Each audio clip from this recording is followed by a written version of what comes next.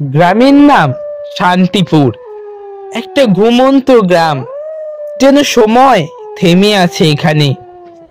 বাইরে থেকে দেখলে মনে হবে গাছগাছালিতে ঘেরা শান্ত একটা গ্রাম, যেখানে দিনের শেষে মানুষ মাঠ থেকে ঘরে ফিরে আসে, চায়ের দোকানে আড্ডা জমে, আর সন্ধ্যা নামলেই পুরো গ্রাম ঢেকে যায় নিস্তব্ধতায়।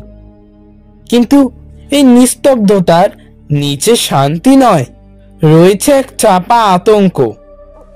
এই গ্রামের ভেতরে লুকিয়ে আছে শতাব্দী কিছু পুরনো অপ্রকাশিত গোপন ইতিহাস, কিছু দুঃখ, কিছু অভিশাপ, আর কিছু আত্মা যারা এখনো নিস্তার পায়নি। গ্রামের শ্মশানটি, যেটা গ্রামের থেকে একটু দূরে বটগাছের ছাওয়ায় ঢাকা, সেখানে প্রজন্মের পর প্রজন্ম ধরে থাকে একজন ডোম। মানুষ মরলেই তাকে পোড়ানোর কাজ করতে হতো। সে কারো আপন ছিল না, কারো ঘরের লোক নয়, ছিল শুধু দায়িত্বে বাঁধা। মৃত্যুর পর মানুষকে মুক্তি দেওয়াই যেন তার কাজ হয়ে দাঁড়িয়েছে। কিন্তু একদিন মৃত্যু এসে তাকে ছুঁয়ে যায়, আর ঠিক তখনই শুরু হয় এক অশুভ চক্র।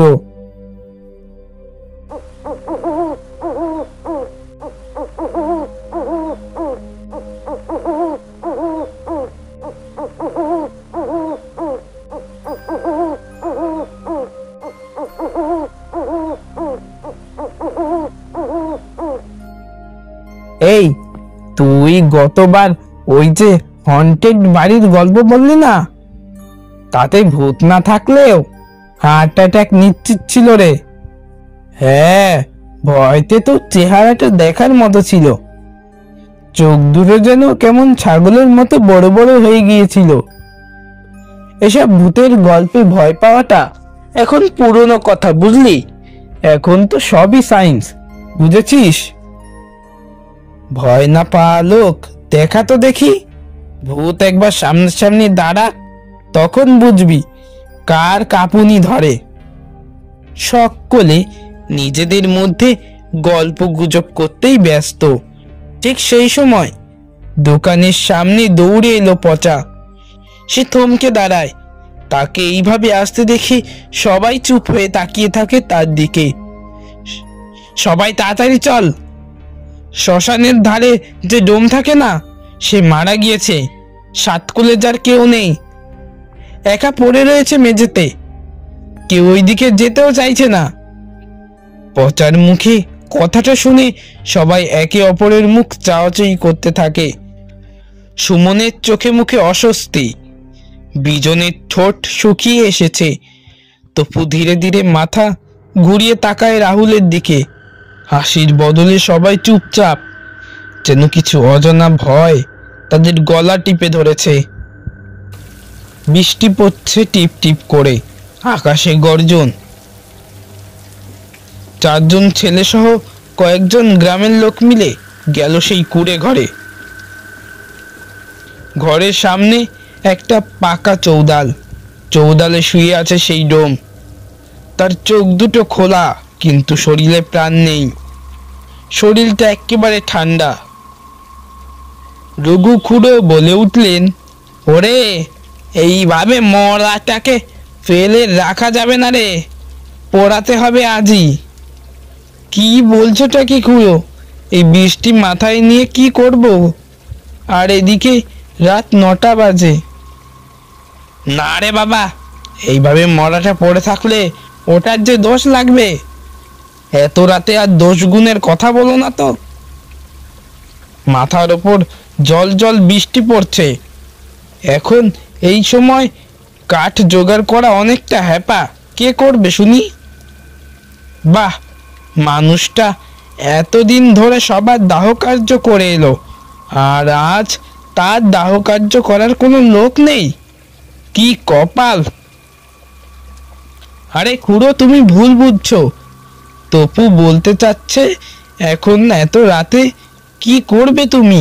আর বৃষ্টি হচ্ছে, এমনিতে শ্মশানের ছাউনি আছে, কিন্তু কাঠকুটো প্যাকাটি এই সমস্ত কিছু জোগাড় করা যে চাপের হয়ে যাবে।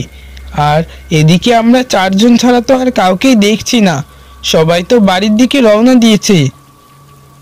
তবু সকাল হলে না হয় 2-4 জনকে পাওয়া যেত। তাই বলি কি, সকালেই না হয় মরাটাকে পোড়ানো যাবে। এখন বাড়ি চলো। না রে, মরা মানুষ এভাবে ফেলে রাখা যায় না, ওর আত্মা শান্তি পাবে না। তার উপর শরীরটা এইভাবে পড়ে থাকলে কোনো অশুভ শক্তি শরীরটার ওপর অধিকার দখল করবে। সবার মত এক নয়, কারো মুখে সাহস, কারো মুখে আতঙ্ক। খুড়ো বারবার বলছিলেন, মরা মানুষ এভাবে পড়ে থাকলে ওর আত্মা ঘুরে বেড়াবে, যা গ্রামের পক্ষে মোটেও ভালো হবে না। কিন্তু ততক্ষণে বৃষ্টিটা অনেকটা বেড়ে গিয়েছে। কাঁচা রাস্তাটা একেবারে পিছলে, দূরে বিদ্যুতের খুঁটির আলো দপদপ করছে। কাঠ জোগাড় করা অসম্ভব, আর ভিজে কাঠে আগুন ধরবে না, এটা সবাই জানে। না, এই অবস্থায় কিছুই করার নেই। আজকের মতো যা হবার হয়ে গেছে, কাল সকালেই না হয় পোড়াবো। সুমন, তপু, বিজন কেউ কিছু বলে না। খুড়োর চোখে অস্বস্তি। তিনি শেষবার ডোমের মৃতদেহটার দিকে তাকান। শুয়ে রয়েছে সে, গা থেকে কেমন একটা গন্ধ বের হচ্ছে। ঠান্ডা দেহটা যেন আকাশের গর্জনে আরেকবার কেঁপে উঠল। একজন চুপচাপ এগিয়ে গিয়ে দরজাটা বন্ধ করে দিল। মৃদু একটা কট করে শব্দ হলো, তারপর এক টুকরো কাঠ ঠেলে দেওয়া হলো দরজার সামনে, যেন কেউ ভেতর থেকে বেরোতে না পারে। ঝরঝর করে বৃষ্টি পড়ছে এখনো। চারিপাশে শুধু জলের শব্দ আর দূরে শেয়ালের কান্না। চার বন্ধু কেউ পেছনে তাকায় না, তাদের পায়ের শব্দ কাদায় থপথপ করছে। কুঁড়ে ঘরের ভেতরে একটা নিঃশব্দ অন্ধকার জল বাজছে।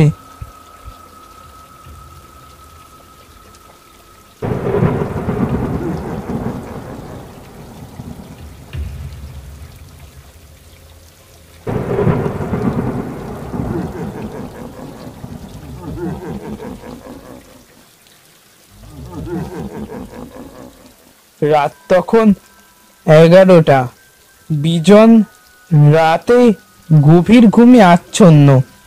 হঠাৎ একটা পচা দুর্গন্ধযুক্ত হাওয়া যেন তার ঘরের মধ্যে প্রবেশ করে। ঘুমন্ত বিজনের নাকটা কুঁচকে যায়। সে ঘুমের মধ্যেই একটু কাশে। নিঃশ্বাস নিতেই গন্ধটা আরো প্রবলভাবে তার গলা চেপে ধরে। ধাক্কা খেয়ে জেগে উঠে বসে বিজন। উফ, কি গন্ধ রে বাবা, কিছু পচেছে নাকি? হঠাৎ সে জানালাটার দিকে তাকায়। হালকা বিদ্যুতের আলোয় দেখা গেল একটা ছায়া মূর্তি জালনার রড ধরে দাঁড়িয়ে আছে। চেহারাটা অস্পষ্ট, মুখটা অন্ধকারে ঢাকা, মাথা কুচু, তবে চোখ দুটো জ্বলছে রক্ত লাল আগুনের মতো। এই, কে ওখানে? কে তুমি? কে ওখানে? বলো বলছি, এত রাতে ভয় দেখাচ্ছ নাকি? বিজনের পর এক পা করে এগিয়ে গেল জানলাটার দিকে, আর সেদিকে এগোতেই এক ঝটকায় ছায়াটা সরে যায়। জানলা থেকে কোনো শব্দ নেই, শুধু জানলার কপাট হালকা দুলছে। বিজন গিয়ে দেখলো বাইরের কোথাও কেউ নেই, শুধুই অন্ধকার।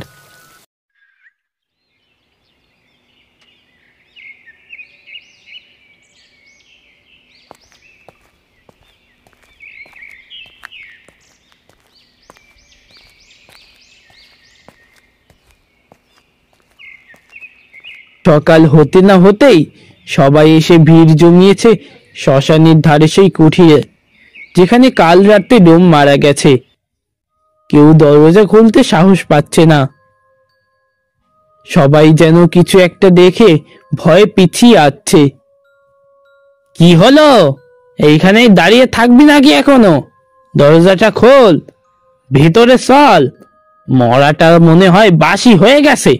ও খুড়ো, আমি দরজা খুলতে পারবো না, তুমি খোলো। কেন রে, কি হলো? ওই দেখো, এখানে এত রক্ত এনে কেন? সর্বনাশ করেছে, নিশ্চয়ই ভেতরে কোনো শেয়ালের দল ঢুকেছে। ইস, কি সর্বনাশটাই না হলো। তাড়াতাড়ি দরজাটা খোলো সবাই।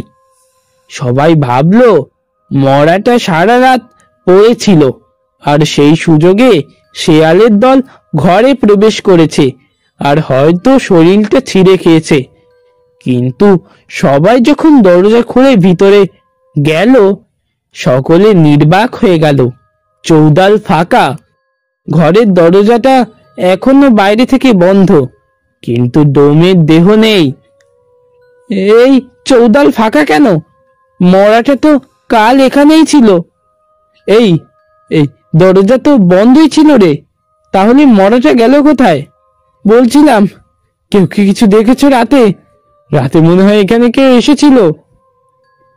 কেউ উত্তরে সাড়া দেয় না। সবাই চুপ করে ভেতরের দৃশ্য দেখতে দেখতে স্তব্ধ হয়ে যায়। ঘরের ছাদ ফাটা, সেই ফাটল থেকে সূর্যের আলো ঘরে এসে পড়েছে, আর নিচের মেঝেতে পচা রক্তের দাগ শুকিয়ে গাঢ় লাল বর্ণ ধারণ করেছে। এর মানে মরাটা মনে হয় নিজে নিজে চলে গেছে। আরে, ওর শরীর এখন কোনো মানুষের শরীর নয়, ওটা কোনো পিশাচ দখল করেছে। সেই থেকে কি সমস্ত ফালতু কথা বলছো খুড়ো?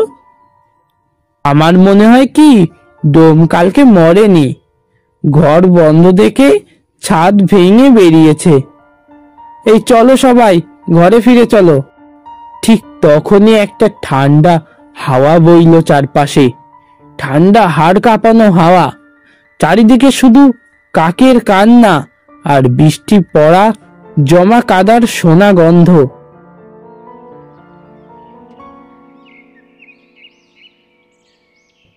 রাহুল, সুমন, বিজন আর তপু বসে আছে চুপচাপ।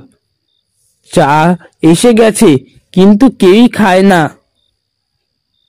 কারোর চোখে ঘুম নেই, কথাও নেই, শুধু একটা চাপা দুঃস্বপ্ন যেন সকলকে ঘিরে ধরে রেখেছে।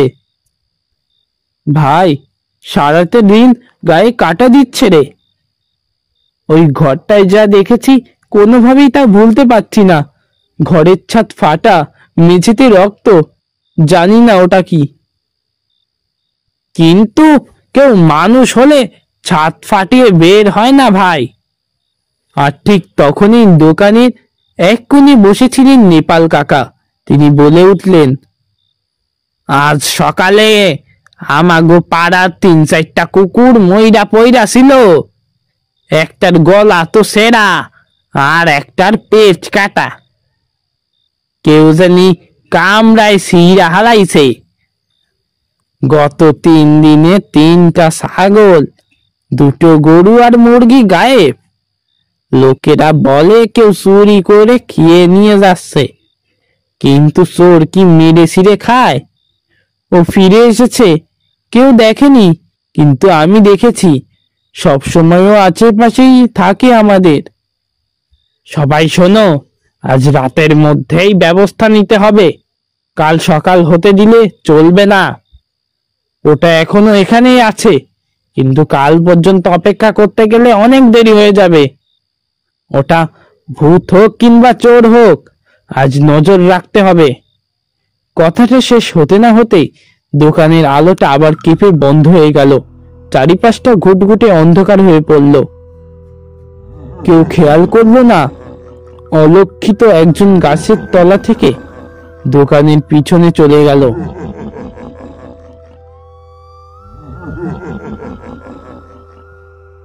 তখন রাত 10টা। 4 বন্ধু রাহুল, সুমন, তপু আর বিজন, আর তাদের সঙ্গে বৃদ্ধ, সবার হাতে টর্চ, কিন্তু আলো যেন কিছুতেই দূরে পৌঁছাচ্ছে না। বাতাসে আবার সেই পচা দুর্গন্ধ, আগের থেকে অনেক বেশি, যা গা গুড়িয়ে উঠছে। পুরো কাপা কাপা গলায় বলে উঠল, শুনে রাখ, ও এখন মানুষ নয়, ও ছিল ডোম। এখন শরীরটা দখল করেছে কোনো পিশাচ। আমি আমি তাহলে যেটা দেখেছি সেটা পিশাচ। যদিও ভূত পিশাচ বলতে কিছুই হয় না, কিন্তু ওই পিশাচটাই যদি হয় তাহলে আমরা কি করব খুড়ো? খুড়ো কোনো উত্তর দিলেন না। কুড়ের ঘরটির সামনে দেখা যাচ্ছে ভেতর থেকে হালকা কমলা রঙের আলো বেরিয়ে আসছে। ওই ঘরে আলো জ্বলছে কেন? ভেতরে কেউ আছে নাকি? সুমন ধীরে ধীরে এগিয়ে যায়। দরজার ফাঁক দিয়ে এক ঝলক দেখা যায় ঘরের ভেতর শুয়ে আছে ডোম, কিন্তু তার শরীর অস্বাভাবিকভাবে বিকৃত। একটা পাশ ভেঙে গেছে আর বেরিয়ে আছে শরীরের বচন, কিন্তু তার বুকটা ওঠানামা করছে। এই, ও তো মরেছিল, আবার বেঁচে গেল কিভাবে? কি কি কি সব দেখছি আমি? হঠাৎ পেছনের ঝোপে একটা শব্দ হলো। ছট করে সবাই টর্চ সেই দিকে ঘোরালো, কিন্তু কিচ্ছুটি নেই। আবার সেই পচা গন্ধটা, এবার যেন আরো কাছে। সবাই থমকে যায়। তখনই ঘরের দরজা ধীরে ধীরে খুলে যায়। ভেতর থেকে বেরিয়ে এলো সেই ডোম। তার মুখ বিকৃত, দাঁতের সারি বেরিয়ে ঠোঁট চিড়ে ফেলেছে, চোখ দুটো লাল, আগুনের ভাটার মতো জ্বলছে। সেই চারজনের মাঝখান দিয়ে পিশাচ ধীরে ধীরে সামনে এগিয়ে আসছে। আজ তোরা আমায় দেখতে এসেছিস? সেদিন তো সবাই আমায় ফেলে রেখে গিয়েছিলে একা। কেউ আমার দাহ কার্য করতে চাইনি না, কেউ পোড়াতে চাইনি না আমায়। মরার আগে কেউ দেখতে এলি না। আমি পড়েছিলাম চোদালায়, আজ আমি ফিরে এসেছি আমার খিদে মেটাতে। হ্যাঁ, আমরা মানছি আমাদের ভুল হয়েছে, আমরা সকলেই ভুল করেছি। এরা সবাই নিজেদের ভুল বুঝতে পেরেছে। তোর শরীরে যা ঢুকেছে সেটা পিশাচ, কিন্তু তোর আত্মা এখনো কাঁদছে। তুই যদি মুক্তি চাস, তোর জন্য এখনো মুক্তি সম্ভব। ডোম হঠাৎ করেই থেমে যায়, তার চোখ জ্বলজ্বল করে ওঠে, মুখে পচা রক্তের ফেলা, কিন্তু গলা থেকে একটা শান্ত কণ্ঠ শোনা যায়, সেই ডোমের আসল কণ্ঠ। আমাকে পোড়াও, আমাকে পোড়াও, আমি আমি আমি মুক্তি চাই, আমি শান্তি চাই। সুমন ধীরে ধীরে সামনে এগিয়ে আসে। বাকিরা অবশ হয়ে তাকিয়ে থাকে। এই প্রথম মৃত্যুর ছায়া একজন আত্মা নিজেই মুক্তি চাইছে। গভীর রাতে চাঁদ দেখা যায়, নিজেই দেখছে এক শেষ যাত্রা। আকাশের গর্জন থেমে গেছে, বাতাস স্তব্ধ, কেবল শ্মশানের মাটিতে যেন কিছু অপেক্ষা করছে। খুড়োর নির্দেশে সবাই মিলে দ্রুত কাঠ, কেরোসিন আর আগুন জোগাড় করেছে। আজ তার আত্মা মুক্তি চাইল, আমরা তাকে দিচ্ছি আগুন, যা সে নিজের জীবন দশায় এতজনকে দিয়ে এসেছে। আজ সেই আগুনই তার মুক্তির পথ হবে। ডোম, আজকে তুমি আর একা থাকবে না। আজ আমরা তোমায় ফেলে যাচ্ছি না। ও একা ছিল, তাই হয়তো ওর ক্রোধ ছিল এমন। আজ আগুনই সব ধুয়ে যাক। এতদিন ভাবতাম মানুষ মরলেই বোধহয় সব শেষ, কিন্তু আজ দেখলাম মরার পর তার আরেকটা জীবন শুরু হয়। তাই আজ থেকে আর কোনো মানুষকে অবহেলা করব না।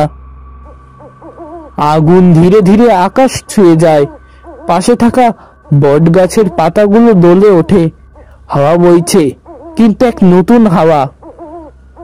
আর ঠিক তখনই দূরের জঙ্গল থেকে ডাক দেয় একটা পাখি, আর অন্যদিকে গ্রামের রাত জেগে থাকা কিছু পাখি ডেকে ওঠে, যে যত বড়ই হোক কিংবা ছোট, এই মাটিতে আর আগুনে তার দেহ শেষ হবেই। কিসের এত অহংকার? একদিন তো সেই আগুনেই পুড়ে যেতে হবে। সমস্ত অর্থ সম্পত্তি ফেলে রেখে